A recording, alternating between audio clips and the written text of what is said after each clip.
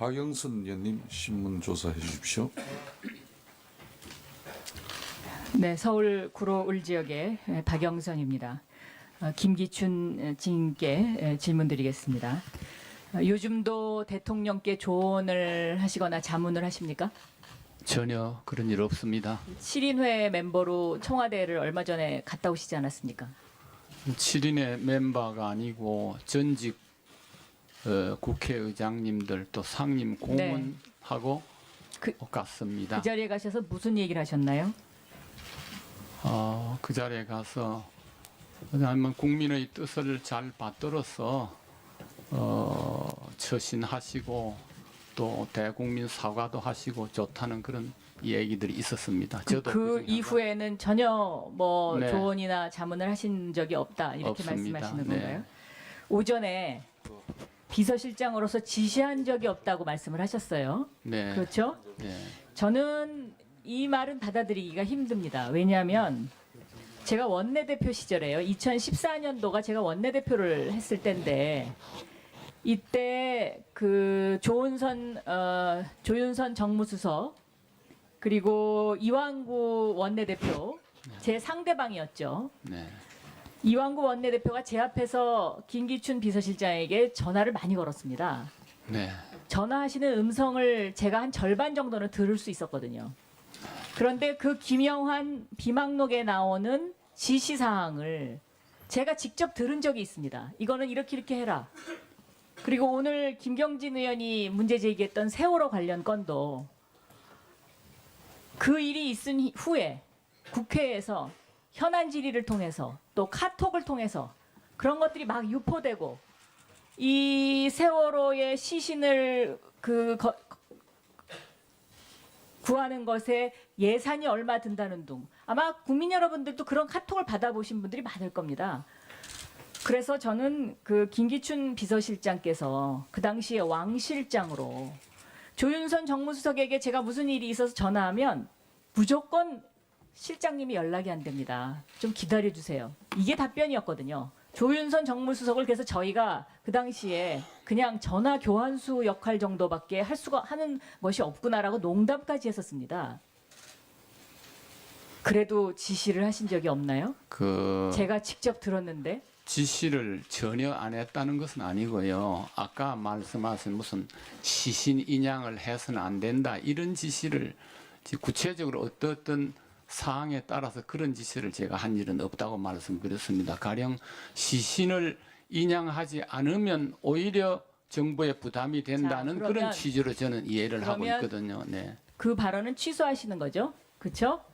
그 비망록에 있는 그 김영환 수석의 비망록에 있는 그 제가 원내대표 하던 기간 동안에 비서실장님이라고 그 장자가 쓰여진 그 일과 관련해서는 제가 아는 한 제 앞에서 이완구 원내대표가 전화를 하신 사건들이 많이 있어요.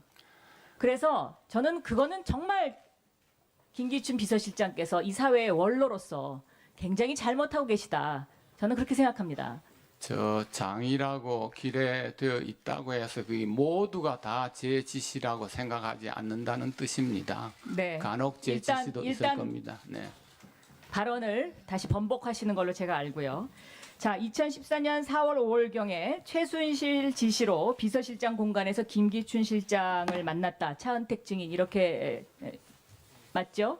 네, 한 6월경으로 알고 있습니다. 6월경이죠. 네네. 6월경. 네. 자, 이때 몇 분이나 만났습니까? 저하고 그 정창 제가 성을 잘 모르겠는데 그 정성근. 네네 그분하고 김종차관하고 셋이 만났습니다. 그러니까 몇 분이나 만났죠?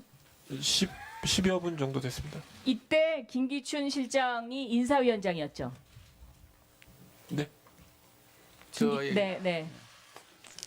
우선 저는 이제 인사위원장이셨죠. 인사위원장 맞는데요. 네. 이 세 사람이 동시에 만난 것은 아닙니다. 따로 만났습니다. 그럼 지금 서로 옆에서 다른 얘기를 하고 계시는데 네, 이건 지금 다른. 인사위원장이었죠. 제가 왜 인사위원장이었냐고 질문을 드리냐면 네. 자, 이때가 제가 원내대표 시절이에요. 그리고 정성근 문체부 장관 내정자가 중간에 포기를 했죠. 제가 그때 그 당시에 7월 달에 대통령께 가서 총리 두 분 절대로 안 된다. 그리고 이분도 절대로 안 된다고 말씀을 드렸었어요. 그랬더니 대통령이 굉장히 난감한 표정을 지으셨는데 인사위원장 본인의 책임입니다. 이런 인사와 관련된 부분. 그러니까 민정수석과 인사위원장이 이런 어떤 것을 다 조사를 해야 하는데 예를 들면 정성근 당시 문체부 장관 내정자가 왔으면 이 사람 누구 소개로 왔냐? 당연히 질문해야 되는 건 아닌가요? 제가 조금 말씀드려도 되겠습니까? 저는 정성근 후보도 대통령께서 정성근을 만나봐서 단독으로 만났습니다. 그래가지고 그 얘기를 듣고 그러면 그걸 보고를 했습니다. 대통령께서 만나라 그러면 무조건 다 그 사람 장관 되는 겁니까? 그거 아니지 않습니까? 그렇지 않습니다. 그렇지 그거는 않습니까? 우선 그래야 장관을 만들기 전에 임관을 시키기 전에 비서실장으로 하여금 면담을 시키는 경우가 많이 있습니다. 많은 차관과 장관 후보들을 면담해서 그중 하나가 정성근 씨였고 그 뒤에 여러 가지 검증 과정에서 탈락이 됐습니다. 자, 차은택 증인. 네. 그때 김기춘 실장께서 누구 네. 소개로 왔냐 이런 질문 안 하셨나요? 그냥 그 어르신께 말씀을 들었다라고만 얘기를 하셨습니다. 그렇게 얘기했습니까? 네. 네.